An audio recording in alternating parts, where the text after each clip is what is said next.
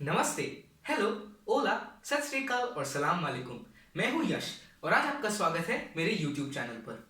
तो आज के वीडियो में दोस्तों हम सीखने वाले हैं तरंगों के कुछ बहुत ही महत्वपूर्ण और अहम फीचर्स के बारे में।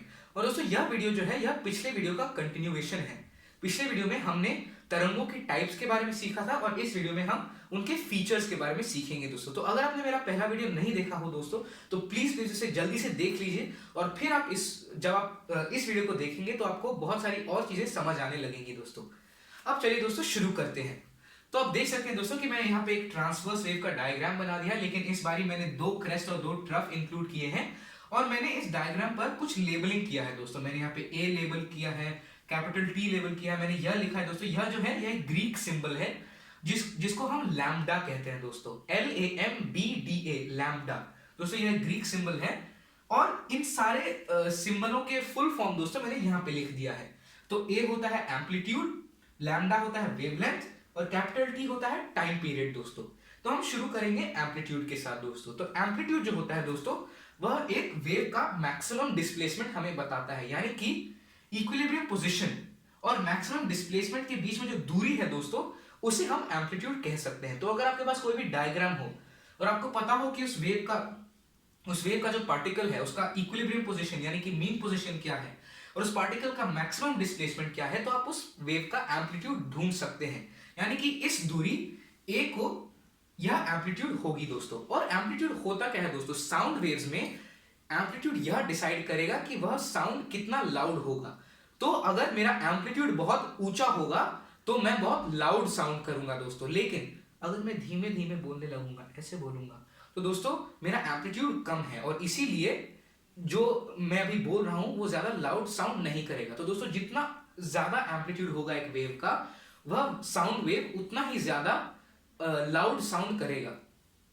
अब दोस्तों बढ़ते हैं वेवलेंथ की ओर। तो दोस्तों वेवलेंथ क्या होता है, तो दो क्रेस्ट के बीच में जो दूरी है यानी कि या फिर दो ट्रफ के बीच में जो दूरी है दोस्तों हम उसे वेवलेंथ कह सकते हैं। तो दोस्तों बाय डेफिनेशन वेवलेंथ क्या होता है, वेवलेंथ दो पार्टिकल जो सेम स्टेट ऑफ वाइब्रेशन में है उन दोनों के बीच में जो दूरी होती है दोस्तों हम उसे वेवलेंथ कह सकते हैं।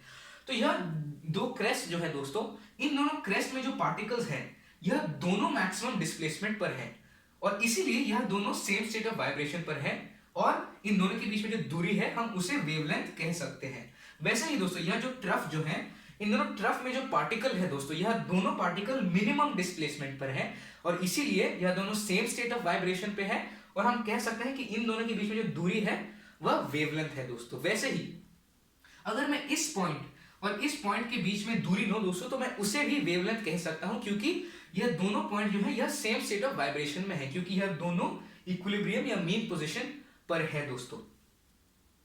अब दोस्तों आते हैं टाइम पीरियड की ओर। तो टाइम पीरियड बाय डेफिनेशन क्या होता है दोस्तों, तो टाइम पीरियड वह समय है जिसमें एक वेवलेंथ पास करता है। तो जो समय एक वेवलेंथ लेता है पास करने के लिए उसे हम टाइम पीरियड कहते हैं।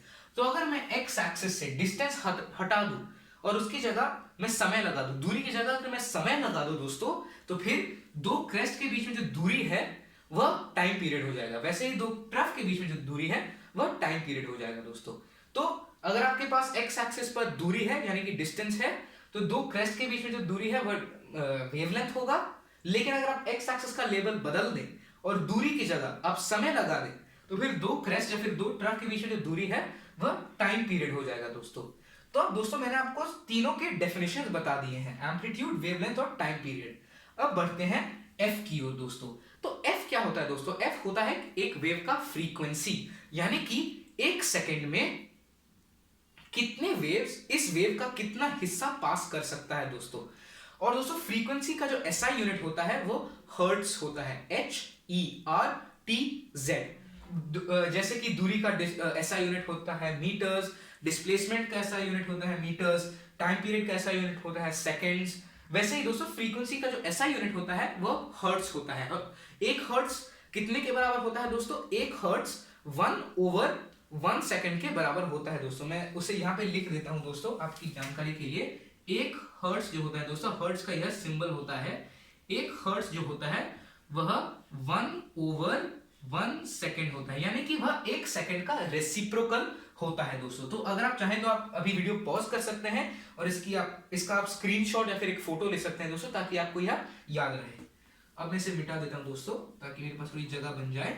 और अब वापस आते हैं फ्रीक्वेंसी की ओर दोस्तों। तो फ्रीक्वेंसी क्या होता है दोस्तों, जैसा कि मैंने आपको बताया है कि 1 सेकंड में इस वेव का कितना हिस्सा पास कर सकता है, हम उसे फ्रीक्वेंसी कहते हैं। और हम फ्रीक्वेंसी को कैलकुलेट कैसे करते हैं दोस्तों, तो फ्रीक्वेंसी और टाइम पीरियड यह दोनों एक दूसरे के रेसिप्रोकल होते हैं, यानी कि अगर आप 1 टाइम पीरियड करेंगे तो आपको फ्रीक्वेंसी मिल जाएगा। वैसे ही दोस्तों अगर आप 1 फ्रीक्वेंसी करेंगे आपको टाइम पीरियड मिल जाएगा। कैसे दोस्तों, अगर मैं इस t को यहां ऊपर ले आऊं और फिर मैं इस f को यहां नीचे ले आऊं दोस्तों, यानी कि अगर मैं दोनों साइड को कैपिटल T से मल्टीप्लाई करूं ऐसे times capital T times capital T, तो दोस्तों यह इस साइड पे t और t कैंसिल हो जाएंगे, यह t कैंसिल हो जाएंगे दोस्तों, हमारे पास बचेगा सिर्फ 1। फिर मैं अगर दोनों साइड को f से डिवाइड करता हूं दोस्तों, डिवाइडेड बाय f, तो फिर यहाँ पे f और f कैंसिल हो जाएंगे दोस्तों, और हमारे पास बचेगा क्या, हमारे पास बचेगा t। तो वैसे ही दोस्तों t is equal to 1 divided by f and f is equal to 1 divided by t, यानी कि दोनों t और f एक दूसरे के रेसिप्रोकल हैं। दोस्तों इसी के साथ हमारा यह वीडियो तरंगों की फीचर्स के बारे में खत्म होता है दोस्तों, और मैं अगले वीडियो में आपको एक बहुत ही महत्वपूर्ण इक्वेशन के बारे में बताऊंगा, जो हमें बताती है कि हम एक वेव की गति को कैसे कैलकुलेट कर सकते हैं दोस्तों। और इसी के साथ हमारा यह वीडियो समाप्त होता है। अगर आपको मेरा यह वीडियो पसंद आया हो तो प्लीज इसे लाइक कीजिएगा, इसे शेयर कीजिएगा दोस्तों के साथ और परिवार के साथ, और मेरे चैनल को सब्सक्राइब कीजिएगा, और साथ ही साथ दोस्तों उस घंटी के आइकन को जरूर दबाइए, ताकि जब भी मैं एक नया वीडियो बनाऊं आपको झट से झट पता लग जाए।